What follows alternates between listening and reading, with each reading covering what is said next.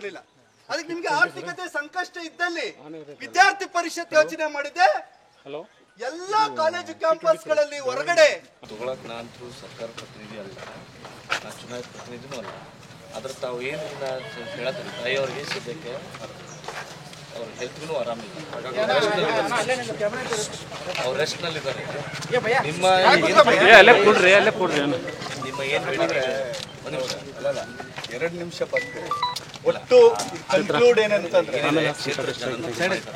ಎರಡೇ ನಿಮಿಷ ನಾವು ತುಂಬಾ ಹಂಗಿರಂಗಿಲ್ಲ. ಕ್ಷೇತ್ರ ಜನ ಇದ್ದಾಗ ನಿಮ್ಗೂ ಗೊತ್ತಿದೆ ಸದ್ಯ ಇವ್ರ ಹತ್ರನೇ ಸಾಯಂಕಾಲ ಡೈರೆಕ್ಷನ್ ಮಾಡಿ 24 ಏನಿದೆ ಅದನ್ನ ಡೈರೆಕ್ಷನ್ ಮಾಡಿ ನಾವೇನಿಲ್ಲ ಸರ್, ಒಂದು ಮನವಿ ಕೊಟ್ಬಿಟ್ಟು ಮೇಡಮ್ ಅಫಿಷಿಯಲ್ ಪಿ ಇದಾರೆ, ಇವ್ರ ಹತ್ರ ಕೊಡ್ರಿ. ಮೇಡಮ್ ಬಂದ್ರೆ ಎರಡೇ ನಿಮಿಷ ಅವ್ರಿಗೆ ಬ್ಯಾಕ್ ಇಂಜುರಿ ಆಗಿದೆ, ಬರೋಕ್ಕೆ ಸ್ವಲ್ಪ ತೊಂದರೆ ಆಗಿದೆ. ಯಾವತ್ತೂ ಕೂಡ ಅದ್ರ ಬಗ್ಗೆ ಕಾಳಜಿ ನನಗೆ ಕಾಳಜಿ ಇದೆ ಸರ್. ಅವ್ರ ಪರವಾಗಿ ನನ್ನನ್ನು ಕಳಿಸಿದ್ದಾರೆ, ರಿಕ್ವೆಸ್ಟ್ ಮಾಡ್ತಾ ಇದ್ದೀನಿ ಪ್ಲೀಸ್ ನನ್ ಕೊಡಿ, ನನ್ ಸಾಯಂಕಾಲವರೆಗೆ ಅವ್ರ ಜೊತೆ ಮಾತಾಡಿ ಡೈರೆಕ್ಷನ್ ಮಾಡಿ 24 ತಾಸದಲ್ಲಿ ಅವರು ವಿದ್ಯಾರ್ಥಿ ಅವ್ರಿಗೂ ಅರ್ಥ ಆಗ್ತದೆ.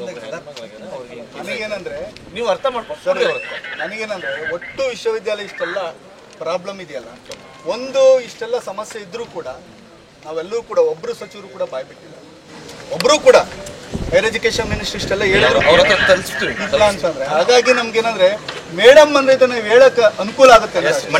ಎರಡೇ ನಿಮಿಷ ಮನವಿಯಲ್ಲಿದೆ. ಅದಕ್ಕಾಗಿ ವಿದ್ಯಾರ್ಥಿಗಳು ಏನೋ ಹೇಳ್ತಾರೆ, ಮೇಡಮ್ ಒಂದು 2 ನಿಮಿಷ ಮಾತಾಡೋದ್ರು ಕೂಡ ನಮ್ಗೆ ಸಹಕಾರ ಆಗುತ್ತೆ. ಇಷ್ಟೊತ್ತಕ್ಕೆ ಅವ್ರು ಹೇಳ್ತಿದ್ರು ಪೊಲೀಸರು ಅಲ್ಲಿ ನಿಂತ್ಕೊಂಡು ಕರೆಸ್ತೀನಿ ಅಂತ ಔಟೇವರು. ಅಲ್ಲ ನೀವು ಹೇಳಿರಲ್ಲ ಸರ್, ಇಲ್ಲಿಗೆ ಕಳಿಸ್ತಾ ಇದ್ದೀನಿ ಅಂತ ಹೇಳಿದ್ರಿ. ನಾನು ನಿಮಗೆ ವಿನಂತಿ ಮಾಡಿದ್ದೀನಿ, ಅವ್ರಿಗೆ ಹುಷಾರಿಲ್ಲ. ನಾನು ನಿಮ್ಗೆ ನಿನ್ನೆ ಕಮ್ಯುನಿಕೇಟ್ ಮಾಡಿದ್ದೆ. ನಾವು ಕೇಳಬೇಕು, ನಾನು ಹೇಳ್ಬಿಟ್ಟ ಕೇಳ್ಬೇಕು. ತಾವು ನಿಮ್ಮವ್ರು ಯಾರದಾರ ಜವಾಬ್ದಾರಿದವ್ರು ಫೋನ್ ಮಾಡಿ ಕೇಳ್ಬಿಟ್ಟು ಅವ್ರಿಗೆ ಹುಷಾರಿಲ್ಲ, ಬರೋಕ್ಕೂ ಆಗೋದಿಲ್ಲ. ಅವ್ರು ಯಾರು ಪ್ರತಿನಿಧಿ ಇದ್ದಂದ್ರೆ ಬಂದಿದ್ರೆ ನೀವು ಅವ್ರಿಗೆ ಮುಟ್ಟಿಸ್ಬೇಕು. ಆಯ್ತು ಸರ್, ಅವ್ರಿಗೆ ಹುಷಾರಿಲ್ಲ ಅಂದರೆ ನಾವು ಪ್ರತಿನಿಧಿ ಪರವಾಗಿ ನಾವು ಬಂದು ಅವ್ರಿಗೆ ಕೇಳ್ರಿ ನಮ್ದೇನು ಇದ್ರೊಳಗೆ ಇರೋದಿಲ್ಲ ಅಷ್ಟು ಹೇಳಿದಾಗ ಆಮೇಲೆ ನಿಮ್ಗೆ ಅಲ್ಲೇ ಕೊಡ್ತೀನಿ ಅಂತ ಅಲ್ಲೇನು ಹೇಳಿದೆ ನಾನು. ತಾವು ಬಂದಿರಿ ಅಂತ ಈಗ ಇರಲಿ ಸರ್. ಇಲ್ಲ ಸರ್, ನೀವು ಅಲ್ಲಿ ಬರ್ತಾರೆ ಅಂತ ನೀವು ಹೇಳಿದ್ರಿ. ಇಲ್ಲ ಸರ್, ನೀವು ಹೇಳಿರಲಿ ಸರ್.